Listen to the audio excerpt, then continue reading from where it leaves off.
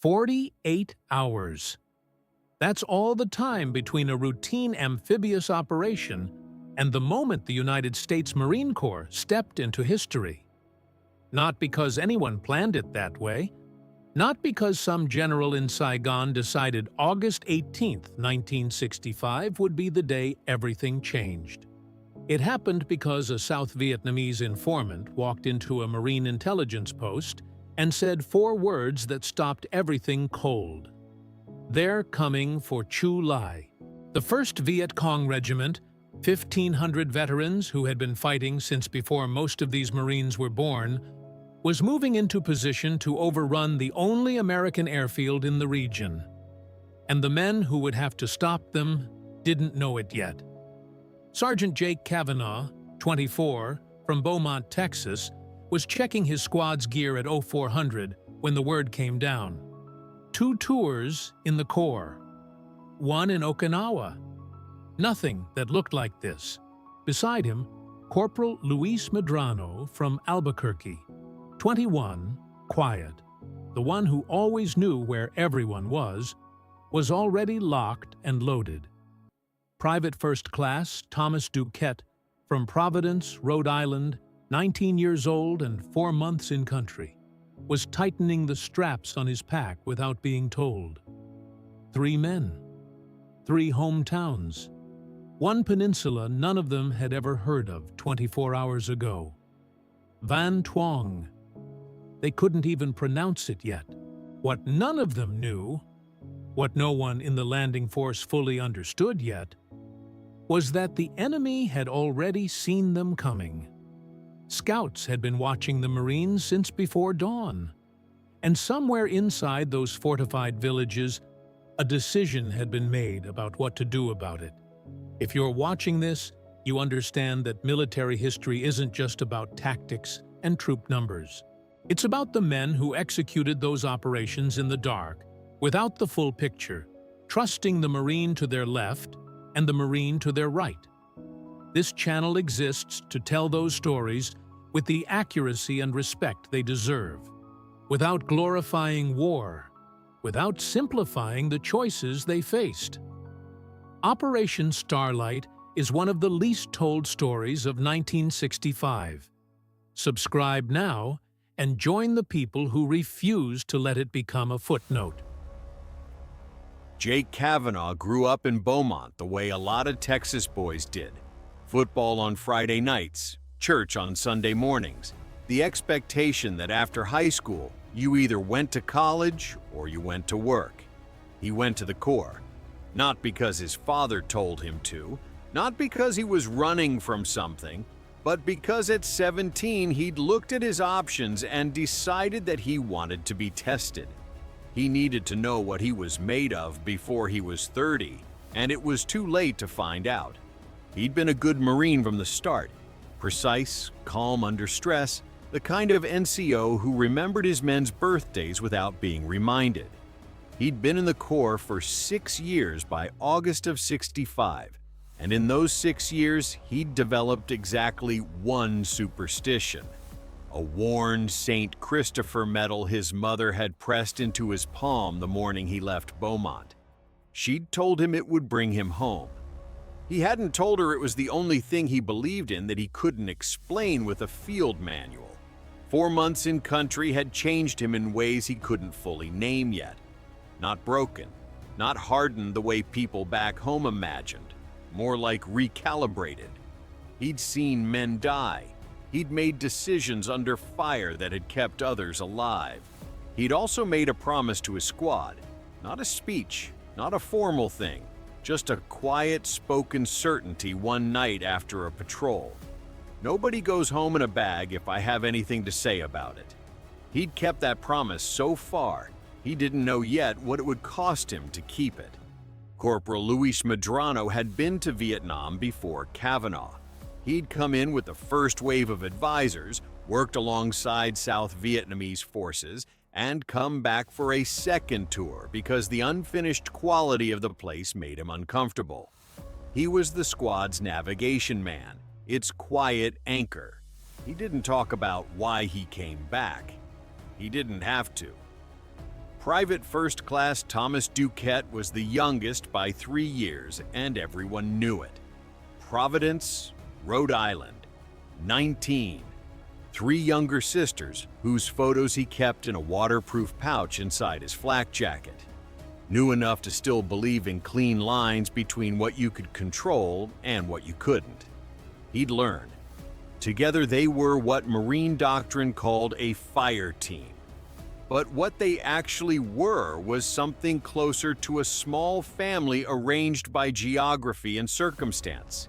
Kavanaugh led, Medrano knew where they were, Duquette moved fast and asked questions later. It worked. It had worked on every patrol for 4 months. That was the thing about patterns. You started to trust them. By August of 1965, the war had shifted in ways that Washington was still catching up to. For the first years of American involvement, the strategy had been advising, sending officers and NCOs to work alongside South Vietnamese forces, training them, guiding them, keeping a careful distance from direct combat. That distance had evaporated.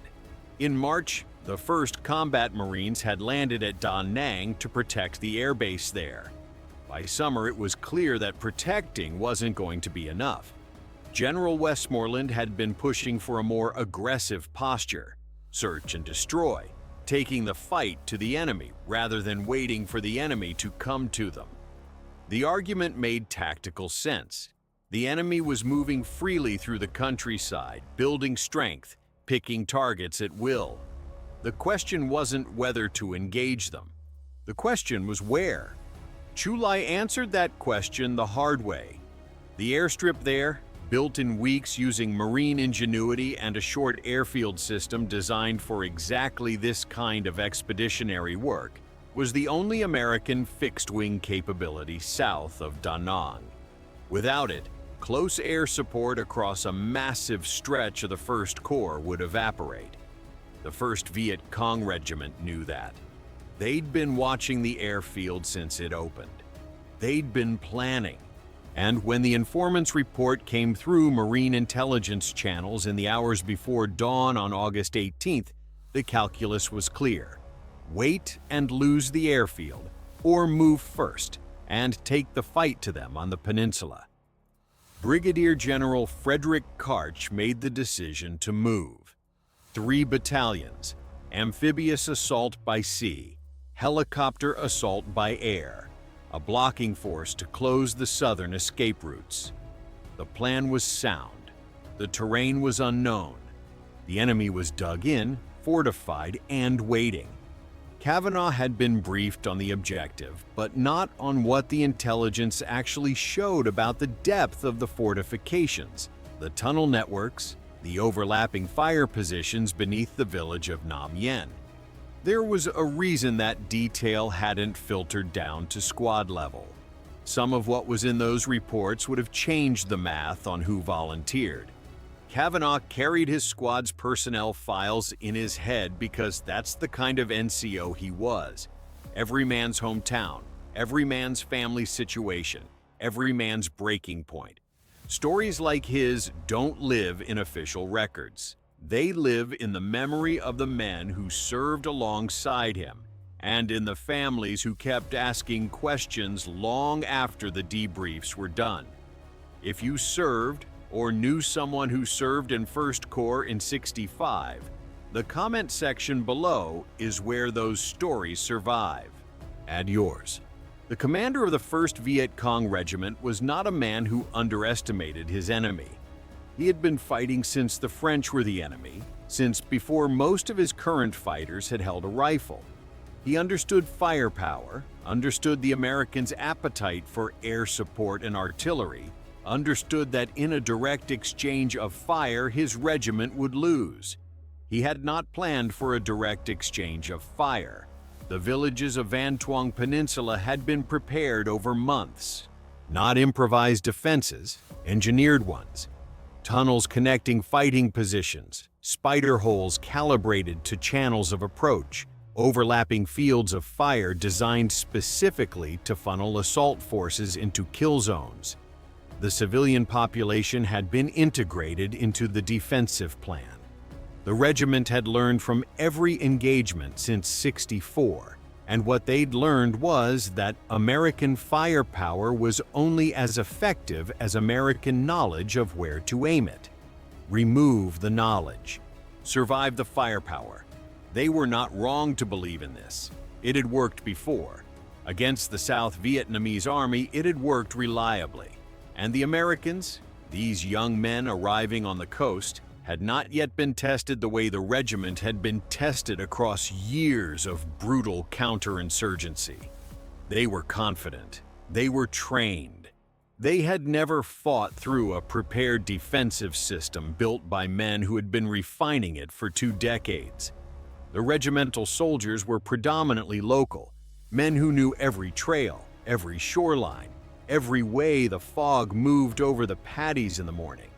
They had families in those villages. They had things worth protecting. When they looked at the Americans arriving on their coast, they did not see conquerors or liberators.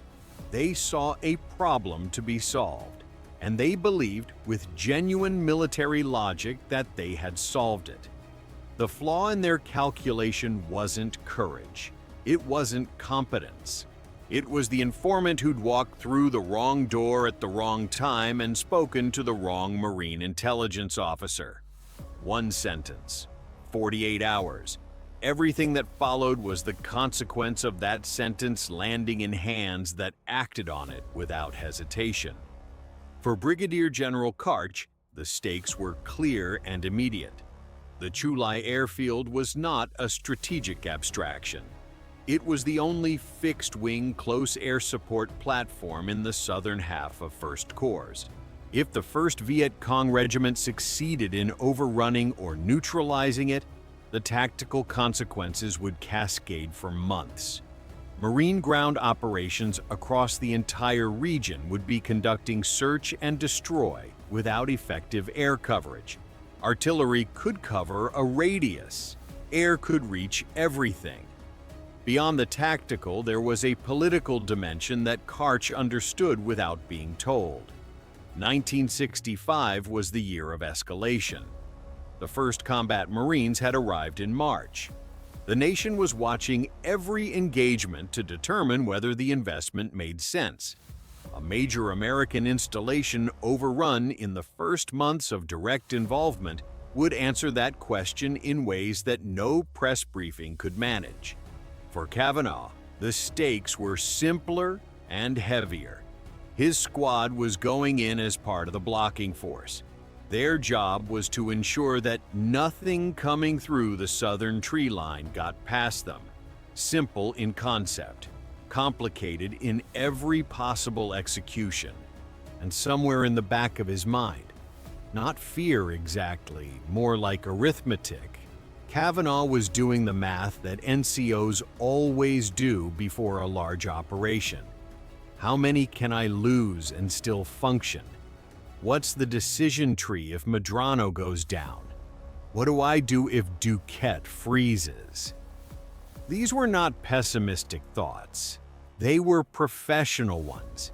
He'd been taught to have them. He'd been taught that the sergeant who went in without them was the sergeant who came out without his squad. The blocking position Kavanaugh's team had been assigned sat directly between the regiment's primary escape route and the coast.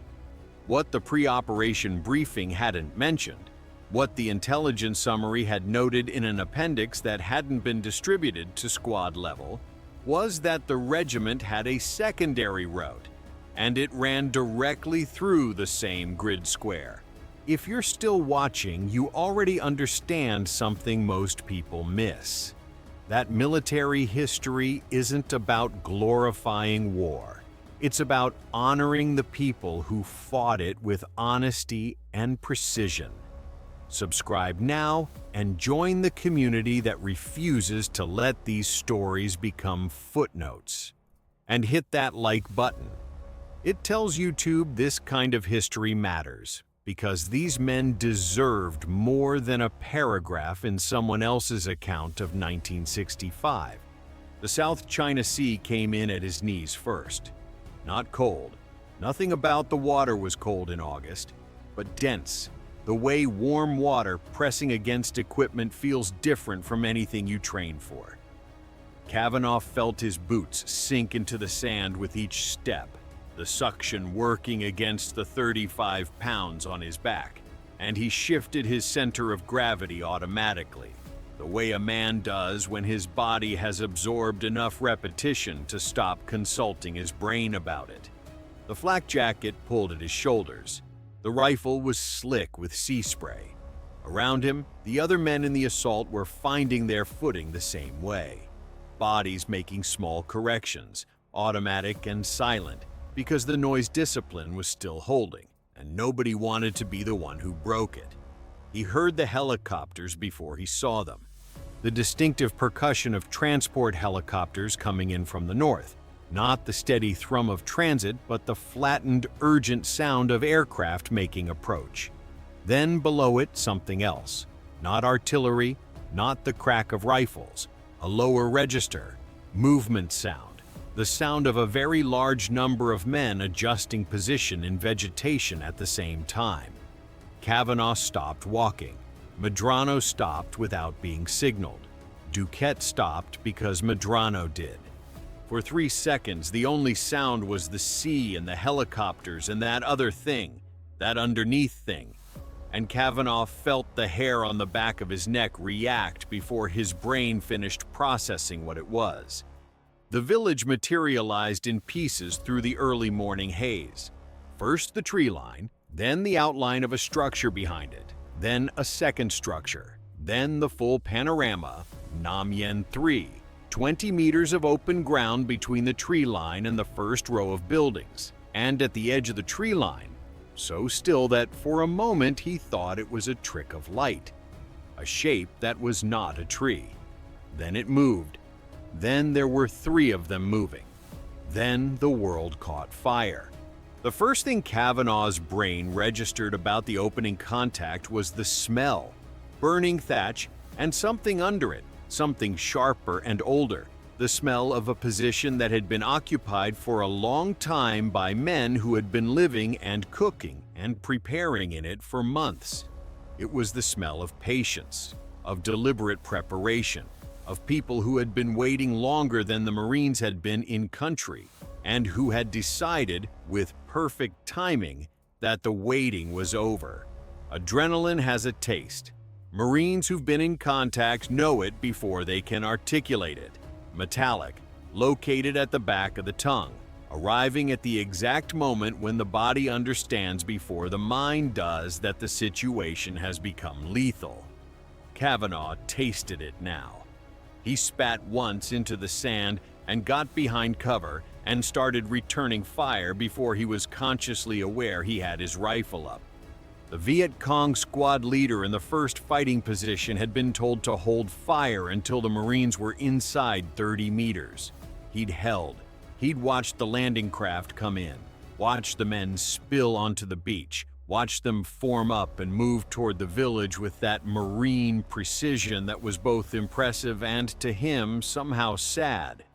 The way trained people walk into things that aren't what they think they are. He'd felt the weight of what was about to happen with something that wasn't quite regret and wasn't quite satisfaction. He gave the signal. The Marines' return fire was immediate and heavy. That was the first thing the Viet Cong squad leader noticed, how fast they went from upright to covered, how quickly the fire discipline organized itself without visible command. He'd expected confusion. He got coordination. The 2 men on his left were down before his second magazine was loaded. He called for support from the tunnel position and heard nothing back. The radio crackled. The helicopters were everywhere. For Kavanaugh's squad, the first 30 seconds of contact were a controlled disaster. Controlled because training held, disaster because the fire was coming from 3 directions simultaneously. Medrano had found a shallow depression and was establishing a base of fire northeast. Duquette had gone flat and was doing exactly what he'd been trained to do. Identify the closest threat, engage, reassess. He was scared. He was also functioning.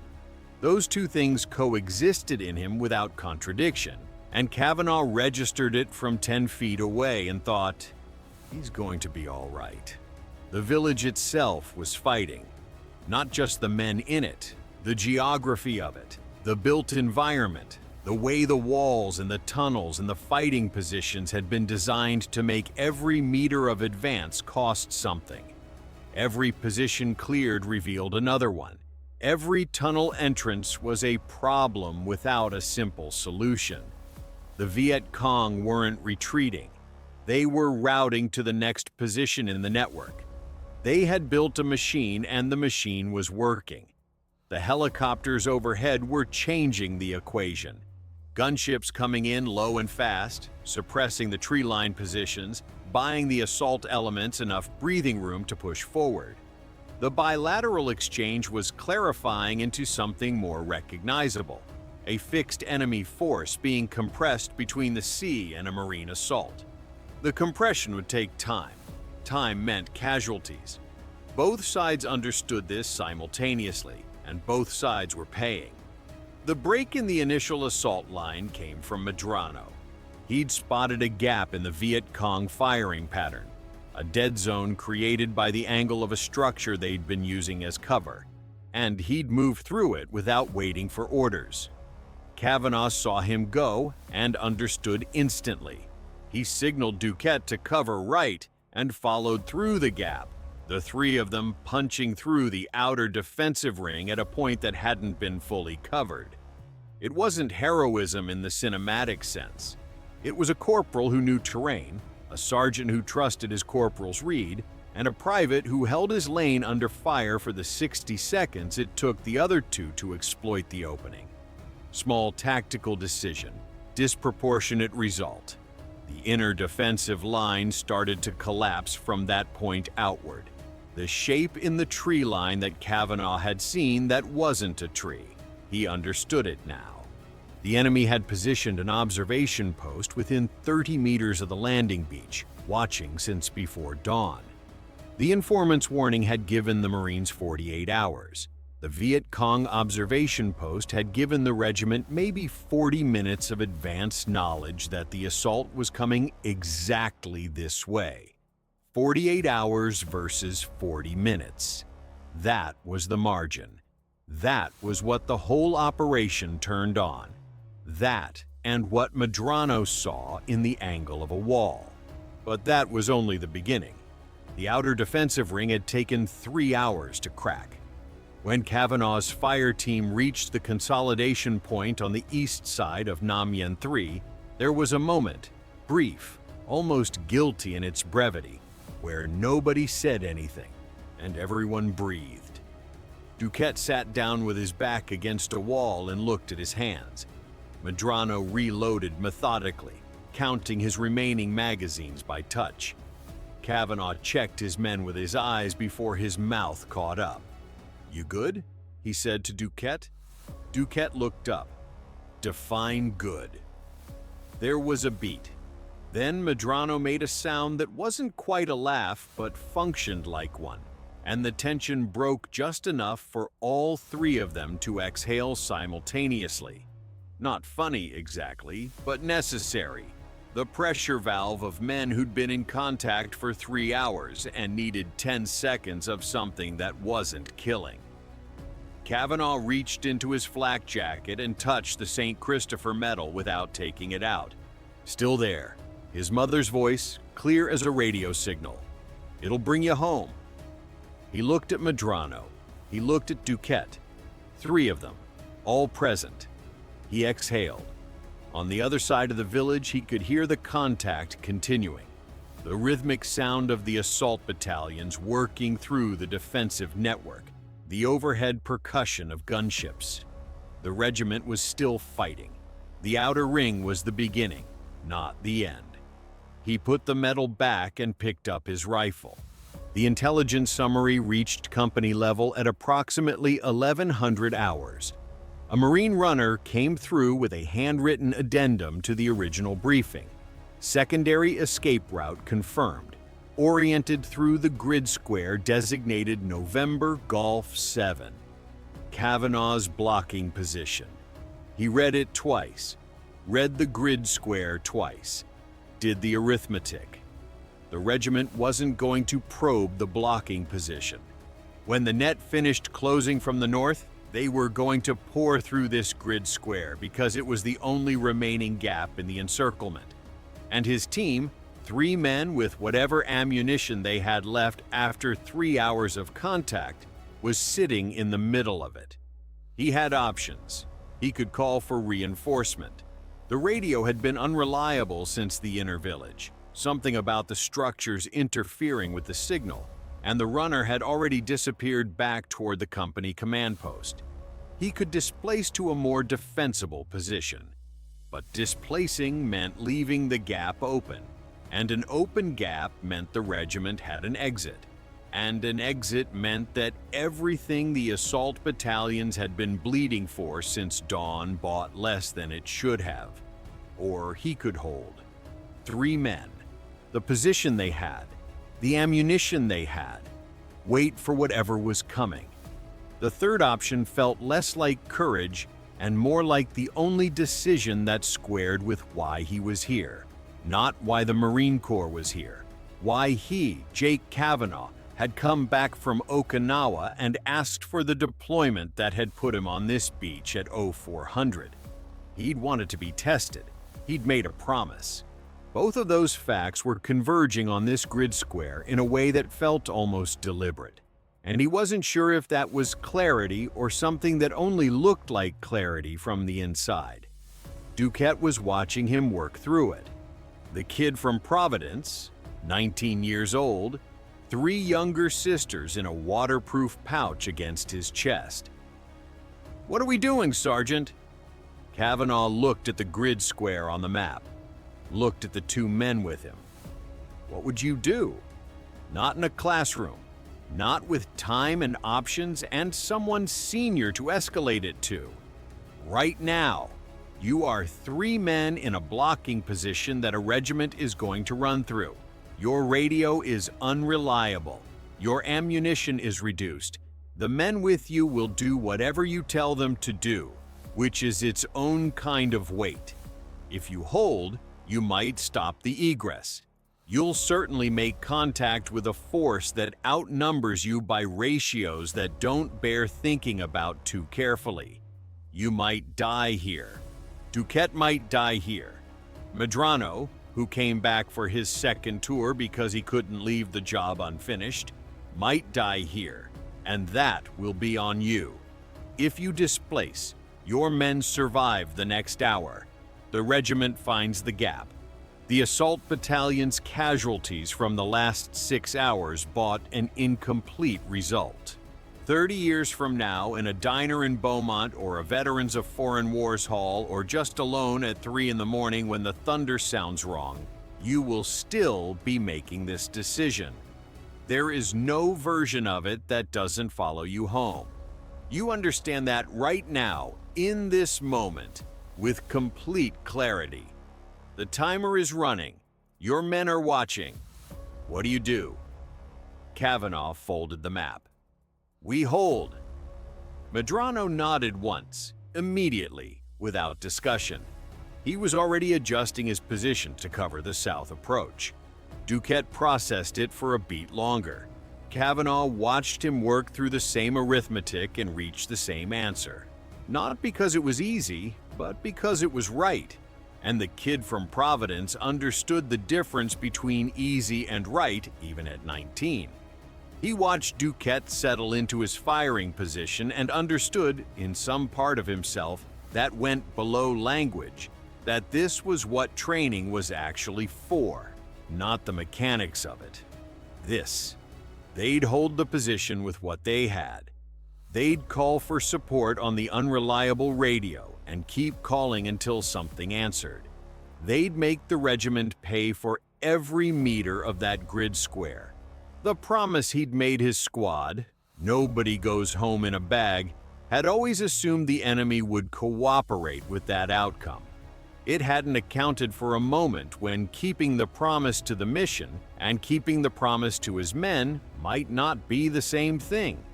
That distinction was arriving now. The choice was made.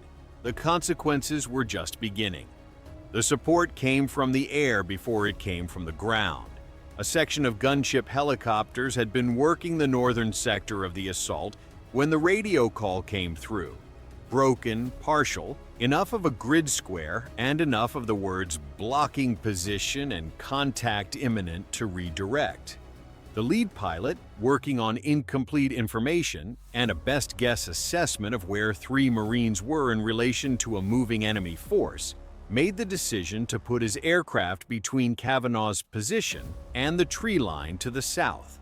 Not textbook, not by the briefing, by judgment and the willingness to accept risk on behalf of men on the ground he'd never met.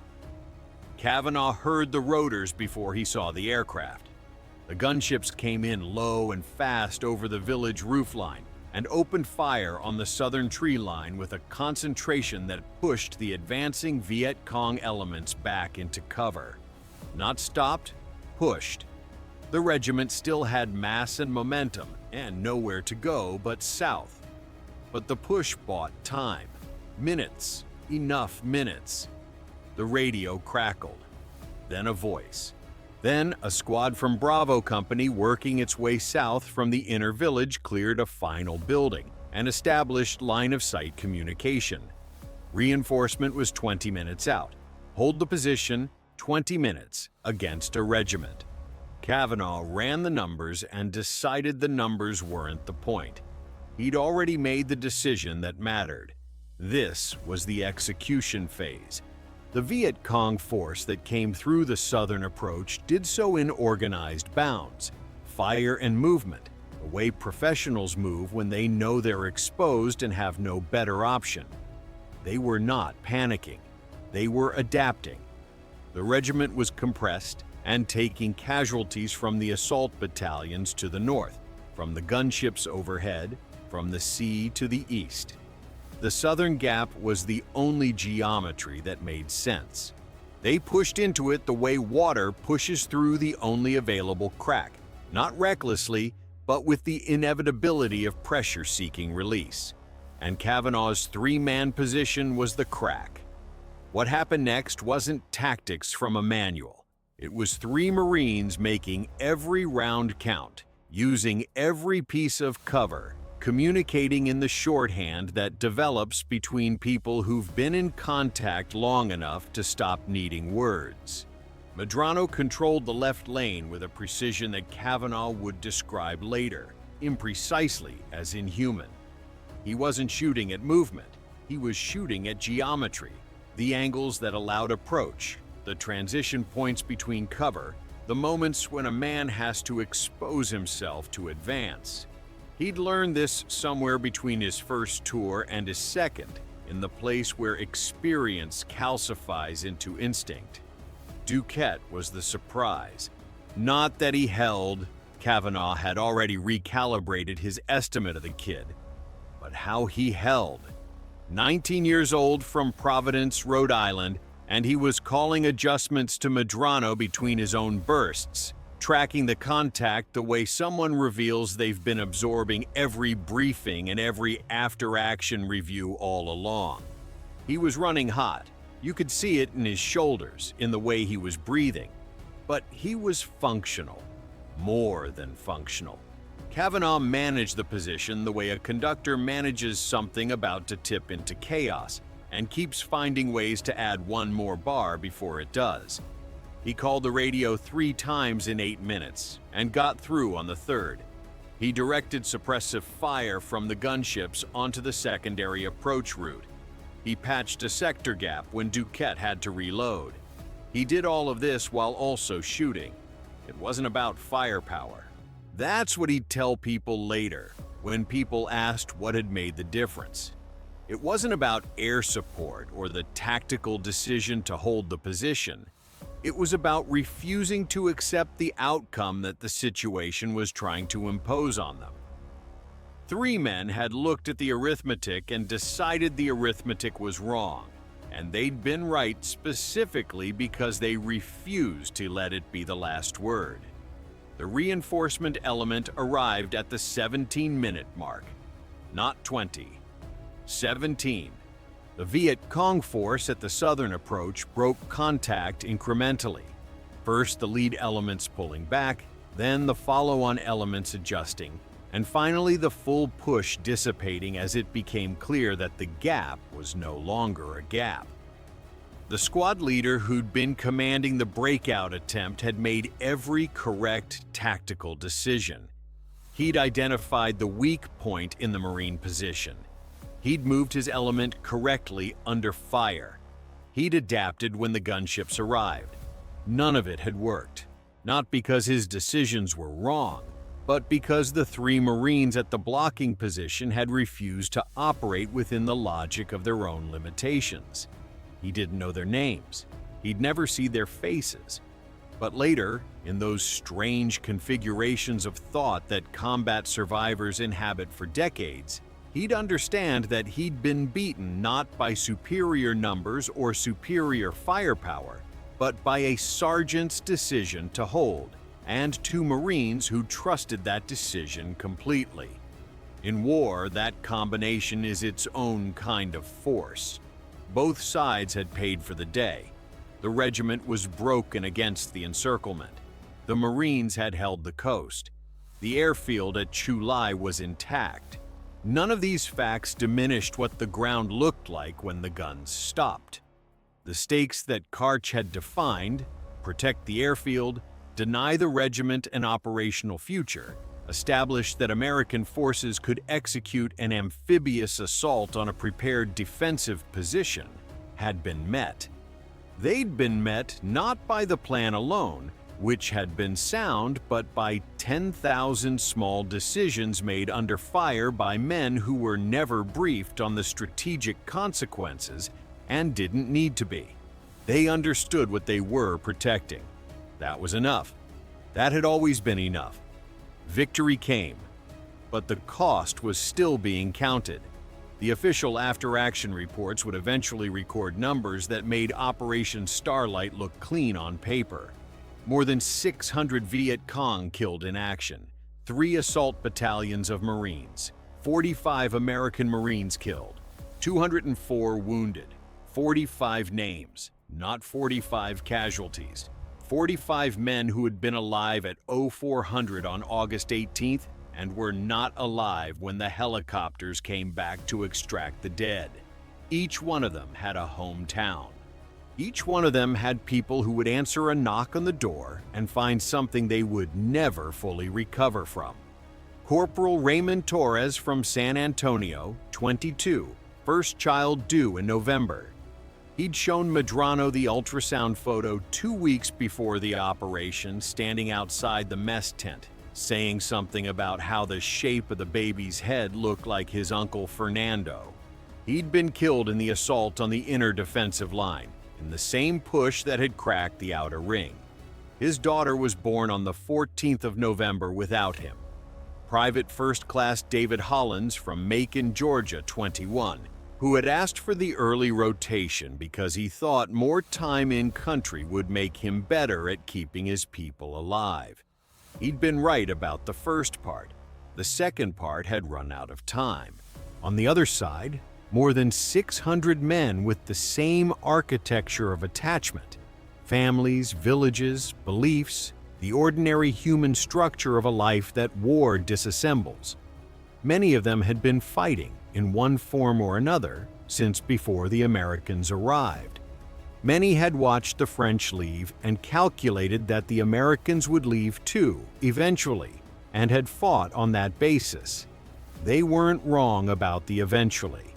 They were here first, and the fact that they lost this battle didn't end their war.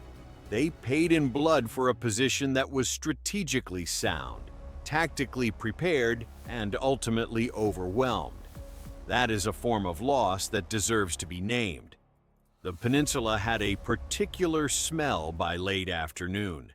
Not the sea anymore. The sea smell had been overridden by something heavier. The smell of a full day of combat settling into the landscape. burning structure, disturbed earth, the chemical smell of spent brass that accumulates until it's ambient. Under all of it, something that every combat veteran knows and nobody describes accurately, because the accurate description is something the brain works to keep at distance. Kavanaugh walked through the cleared outer village at 1500 hours with Medrano at his shoulder. Neither of them said much. There wasn't a version of words that fit what they were looking at. Duquette walked 10 paces behind them, and Kavanaugh let him keep that distance because he understood that some processing requires space. The St. Christopher medal was in his palm. He didn't remember taking it out. His mother's voice, "It'll bring you home." 3 of them had walked in. 3 of them were walking out. He closed his fist around the medal and felt the weight of every name he knew who hadn't been able to say the same thing. Torres, Hollins, 7 other names from his company. The weight didn't distribute. It accumulated. At the edge of the village, someone had placed 3 helmets on the ground in a row. No one could say afterward exactly who had done it or when. It was the kind of ritual that happens without being organized. The way grief finds form when form hasn't been provided. Kavanaugh stopped and looked at the helmets for a long moment. Behind him, Duquette had closed the distance without being asked. The man who walked out of Viet Cong Peninsula on August 19th was not the same man who walked in. This is not a metaphor. The change was physiological. Something in the architecture of how the brain organizes experience had been permanently rearranged. Kavanaugh had known this would happen. He'd been told it would happen. Knowing and experiencing are 2 entirely different countries. What had died in him wasn't belief or idealism. He hadn't carried much of either to Vietnam. What had died was a certain relationship to the future. Before the peninsula, the future had been vague and available, the way it is for men in their 20s who haven't been tested at the limit. After it, the future was specific in a different way, bounded, provisional, something that could be revoked. He would live differently because of that. He would carry it differently than he expected. On the Viet Cong side, survivors of the regiment's breakout attempt were regrouping in the hills west of the peninsula with losses that had functionally destroyed them as a fighting unit. They would reconstitute. The war was long, but the men who came out of Van Tuong that August knew what it had cost. Every tunnel, every position, every prepared approach, and they would factor that cost into everything that followed. The promise he'd made, nobody goes home in a bag, had always assumed the enemy would cooperate with that outcome. It hadn't accounted for a moment when keeping the promise to the mission and keeping the promise to his men might not be the same thing. Medrano and Duquette were alive. Torres and Hollins were not his squad technically, but the categories dissolved when you were the same Marine in the same operation. He would spend the next 30 years understanding that he had kept the promise and broken it simultaneously. That what he actually owed the men who died wasn't the promise, it was the remembering. Days turned to weeks, weeks turned to years, and the weight never got lighter. Jake Kavanaugh came home to Beaumont in 1967 having completed his full tour and declined the extension his commanding officer had offered him. He went back to Texas because his mother was sick and because he'd been in country long enough to understand that the exit had to be chosen or it wouldn't come. The transition didn't take. Not right away. Not for years. He had the surface markers of adjustment, a job at a lumber company, a marriage in '69, a house with a yard. But the interior life running under those markers was organized around the peninsula in ways that didn't negotiate. He couldn't sit with his back to a door. He couldn't sleep through thunderstorms without being somewhere else for part of the night. He stopped talking about the war not because he had nothing to say, but because nothing he said seemed to land in the hands of people who could hold it. His marriage survived, which he attributed later to a level of patience in his wife that he'd never fully earned. He talked to Medrano on the phone twice a year for decades. He lost track of Duquette until 1983, when a letter arrived from Providence. The kid, now a man of 37 with 3 kids of his own, a carpentry business, and something measured and careful in the way he wrote that told Kavanaugh the 19-year-old who had held his lane under fire had become someone worth knowing as an adult. The Viet Cong survivors who reconstituted after Starlite faced their own version of that weight. The war continuing for another decade, the political settlement that finally arrived, the decades after spent in a country working to process what it had been through. Different uniform, same architecture of loss. Jake Kavanaugh had served honorably. Luis Medrano had served honorably. Thomas Duquette had served honorably. Raymond Torres and David Hollins and 43 other Americans had served honorably and died for it. The men of the 1st Viet Cong Regiment, those Vietnamese soldiers defending positions they'd built with their hands, fighting for something they believed in with full conviction, they had served honorably too. They all did what they believed was right, with courage and skill that deserved recognition regardless of the result. The fault, when there was fault, lay in decisions made long before any of them arrived on that peninsula. The strategic question of what American ground forces were doing in Vietnam in 1965, whether the political objectives were achievable by military means, whether the escalation doctrine that produced Operation Starlite was sound, those questions were not answered on Tuong Peninsula. They were answered over the next 10 years, at a cost that still hasn't finished being counted. The men who fought that battle were given a mission, and they executed it with exceptional skill under violent conditions. They did their part. Whether the larger strategy they were serving did its part is the question that history has been working through ever since. The soldiers deserve to be separated from that question. Their courage was their own. Operation Starlite was a Marine Corps victory by every tactical measure. It was also the opening engagement of a commitment that would last a decade and cost more than 58,000 American lives and millions of Vietnamese lives on both sides of that conflict. Both of those things are true. The courage demonstrated on Tuong Peninsula by Marines who held impossible positions and by Vietnamese soldiers who fought a prepared defense against a superior force belongs to the men who were there, not to the policy that sent them. Kavanaugh kept the St. Christopher Medal until he died. His daughter has it now. She keeps it in a small dish on her kitchen windowsill in Beaumont, next to a photograph of her father at 24, in a uniform he wore better than he wanted to remember. The weight never got lighter, but he learned eventually to carry it standing up. If you served or knew someone who served, their sacrifice was real. Their courage was real. Subscribe and join those who refuse to forget. Share this story if you believe these experiences deserve to be told accurately. And remember, honor the warriors, question the wars.